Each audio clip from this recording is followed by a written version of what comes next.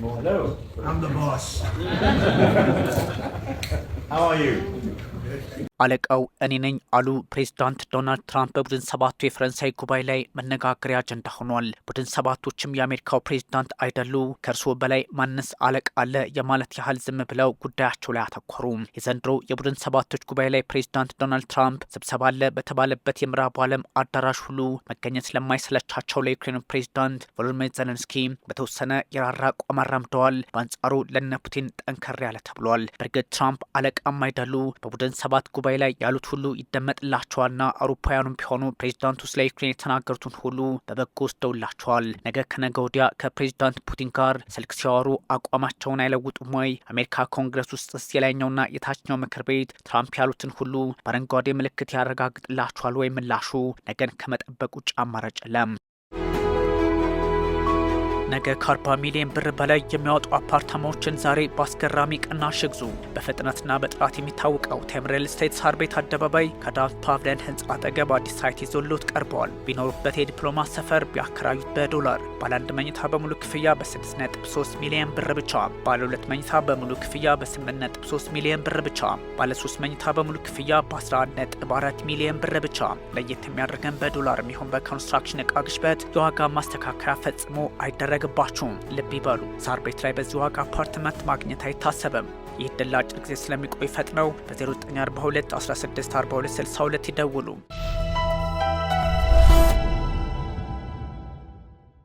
ሪፐብሊካኑ ዩክሬን በጦር ግንባር እየተጠናከረች መሄዷን አምነናል ብለዋል። የጉባኤው ተሳታፊዎችን በሩሲያ ላይ ማዕቀብ፣ አዲስ ድጋፍ ለዩክሬን ቃል ገብተዋል። በዋናነት ቡድን ሰባት የቱጃሮች ስብስብ የምዕራቡን ዓለም ኢኮኖሚ ጠግኖ መሪነቱን የሚያጸና ተደርጎ የሚወሰድ መደበኛ ያልሆነ የሀገራት ጥምረት ነው። ፈረንሳይ፣ ጀርመን፣ ካናዳ፣ ጣሊያን፣ ጃፓን፣ ዩናይትድ ኪንግደምና ዩናይትድ ስቴትስን ያካተተ አውሮፓ ህብረትም ተሳታፊ ነው። ምንም እንኳን ቡድኑ በ1973 የለንደን፣ ፓሪስ፣ ዋሽንግተንና የምዕራብ ጀርመን የፋይናንስ ሚኒስትሮች የኦፔክ ሀገራት የነዳጅ ክልከላን ተከትሎ የተፈጠረውን ዓለም አቀፋዊ የኢኮኖሚ ቀውስ ታሳቢ አድርገው ለመፍትሄ በሚል ተቀምጠው የፈጠሩት የብሪተን ውድስ ቋሚ የልውጥ መጠን ስርዓት መፍረስን ተከትሎም ተደናግጠው ይህን እናድርግ ብለው የመሰረቱት ነው ቢባልም አሁን ግን ወደ ፖለቲካው መድረክ ሳይቀር እየተራመደ ነው።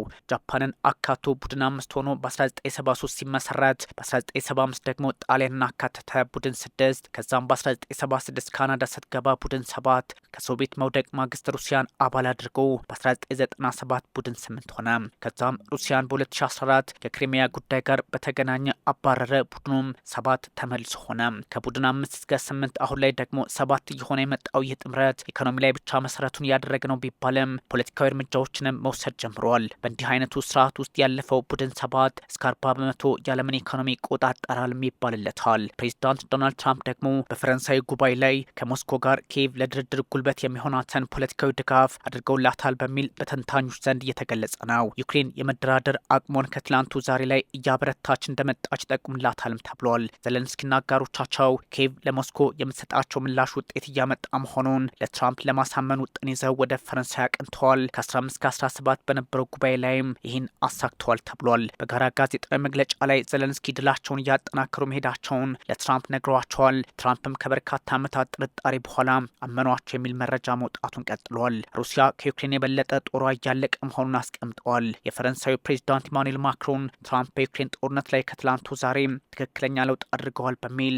አረጋግጠዋል። ሌሎች የአውሮፓ መሪዎችም ይህኑ ደግመውታል። በካናዳው የቡድኑ ጉባኤ ላይም የጋራ አቋም አልነበራቸውም። ዋሽንግተን አሁን ላይ ለውጥ አድርጋለች ቡድን 7 ቢልም ነገን መጠበቅ ደግሞ ዓለም ያስገድዳታል። ልክ እንደ መካከለኛው ምስራቅ አቋማቸው ሁሉ ትራምፕ በዩክሬን ጉዳይ ላይም ነገ ሀሳብ ሊቀይሩ እንደሚችሉ ይነገራል። ያም ሆኖ ግን ሩሲያን ያስደነገጡ ነጥቦች በጉባኤው ላይ ተነስተዋል። ትራምፕም የተስማሙባቸው መሆናቸው ጉዳዩን ያወሳስበዋል። ቡድን ሰባቶች ዩክሬን ውስጥ የጦር መሳሪያ እንዲመረት ያ ማለት የምዕራቡ ዓለም ጦር መሳሪያ በዩክሬን ምድር እንዲመረት ፈቃድ እንዲሰጠው እድሉን ያገኛል ነው። ዜሌንስኪ የገጠማቸውን የጦር መሳሪያ እጥረት እንዲሞሉ አስተዳደራቸውንም በዛው እንዲያጠናክሩ እድል የፈጠረላቸው ሆኖ ተመስግበዋል። በእርግጥ በቅድ ላይ ያለ ነው። የጸረ አየር ላይ ጥቃት ስርዓት አሊያም መቃወሚያና ረዥም ርቀት ተወንጭፎ አውዳሚ ሚሳይልን ጨምሮ ፈቃድ የሚሰጠው ይሆናል። ይህ እንቅስቃሴ በአሜሪካ የአሜሪካ ታሪክ ብቻ አይደለም፣ በምዕራቡ ዓለምም እንግዳ ይሆናል። ቡድን 7 በጀኔቫው የጋራ መግለጫ የአየር መከላከያ ስርዓትን መጨመር፣ ሌሎች ሚሳኤል ማክሸፊያዎችና የረዥም ርቀት አቅምን ማጠናከር ላይ ትኩረት አድርጎ ነበረ። አቋሙ የወሰደው በዛ ልክ ነው። አሁን ደግሞ የምዕራቡ ዓለም የጦር መሳሪያ ኩባንያዎች ተሳትፎ ዩክሬን ውስጥ የጦር መሳሪያውን እንዲያመርቱ እድል የሚሰጥ ፈቃድን እያሰብን ነው በሚል መግለጫ ማውጣታቸው ተሰምተዋል። ውጥኑ የአሜሪካ የጦር መሳሪያ ኩባንያዎች ለአውሮፓ ህብረት ኩባንያዎች የፈቃድ ዋስትና መስጠትንም ያረጋግጥላቸዋል።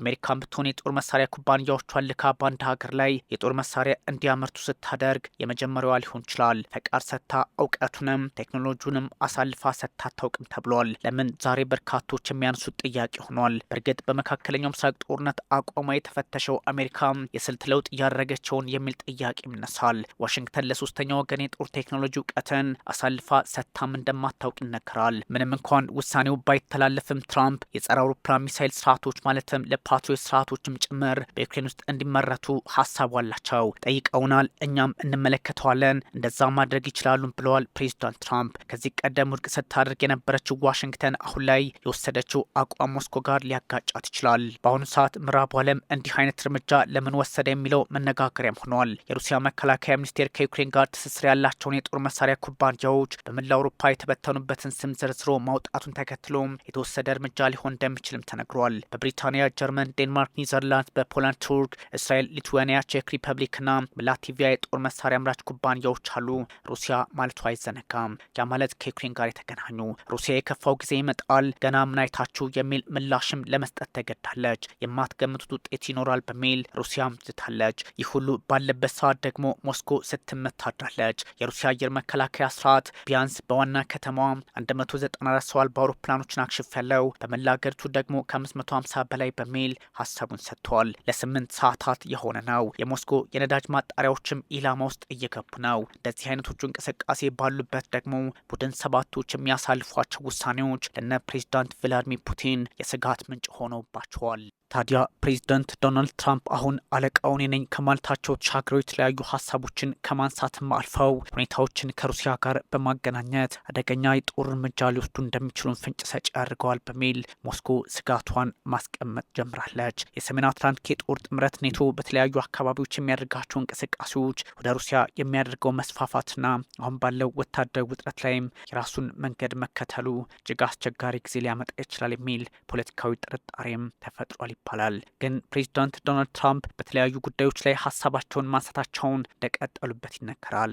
አቋማቸው የዋሽንግተን ላይሆን ይችላል ቢባልም ግን ደግሞ በአንዳንድ ሁኔታዎች በእርግጥም የሀገሪቱ የሪፐብሊካን ፖለቲከኞች አቋም ሊሆን ይችላል እስከሚያስብል ደረጃ ዩክሬንን ሲደግፏት ተመልክተዋል። ፕሬዚዳንት ዶናልድ ትራምፕ አሁን ባለው የፖለቲካ ስርዓትና ሂድ መለስ የራሳቸውን መንገድ በማስተካከል በዓለም ፖለቲካ ስርዓትም ላይ ግንዛቤ በመፍጠር የሚታወቁ አደገኛ እርምጃ አስፈላጊ ሆኖ ካገኙት ሊወስዱ እንደሚችሉም ይነገራል። በሂድ መለስ ፖለቲካ ውስጥ ላለችው ዓለም በአሁኑ ሰዓት ፕሬዚዳንት ዶናልድ ትራምፕ ከፕሬዚዳንት ቭላድሚር ፑቲን ጋር የሚያጋጫቸውን አንዳች እርምጃ የሚወስዱ ከሆነ ምናልባትም ውጥረቱ ሌላ አቅጣጫ ውስጥ ይገባል ተብሏል። ፕሬዚዳንት ቭላድሚር ፑቲን ደግሞ ምላሻቸው ምን ሊሆን ይችላል የሚጠበቅ ጉዳይ ነው። ያም ሆነ ይህ ግን የፕሬዚዳንት ፖለቲካ ብቻ አይደለም፣ የሀገር ለሀገር ነው እየተባለም ይገኛል። ፕሬዚዳንት ዶናልድ ትራምፕ በዚህም ሆነ በዛም በቡድን ሰባቶች ላይ ያላቸው አቋም መልኩን እየለወጠ በመጣበት ሰዓት ወደ ዩክሬን አሁን ያጋደለ አቋም ላይ ናቸው መባሉም በእርግጥም ሁኔታውን እጅግ አስቸጋሪ ሊያደርገው ይችላል ተብሏል። ሞስኮ ጫና እየበዛባት እንደሆነ ማሳያው በርካታ ነው። ምክንያቱም ደግሞ ፕሬዚዳንት ዶናልድ ትራምፕ ከዚህ ቀደም የነበራቸውን አቋም እያለሳለሱ ወደ ኪየቭ ያጋደለ ፖለቲካ ውስጥ መግባታቸው ነው። በእርግጥም ይላሉ ፖለቲከኞች ይህ ማለት ፕሬዚዳንት ቭላድሚር ፑቲን በትልቁ የዓለም ፖለቲካ ላይ ስራ ቢሆኑም ስራቸውን አጠናክሮ ቢቀጥሉም በየሀገራቱ የመደቧቸው የዲፕሎማሲ ሰዎች ግን እንደየሀገራቱ ባህል የተልፈሰፈሰ አቋም ማራመዳቸው ችግሩን ሌላ አቅጣጫ ውስጥ እያስገባባቸው ነው ተብሏል። እንደ ፑቲን ጠንካራ ዲፕሎማት በዓለም ዙሪያ ሩሲያ አላሰማራችም ጥያቄው ነው። በየሀገራቱ ያሉት የዲፕሎማሲ ሰዎች ወይም ደግሞ የኤምባሲ ሰዎች በሀገራዊ ጉዳይ ላይ ትኩረት ሳያደርጉ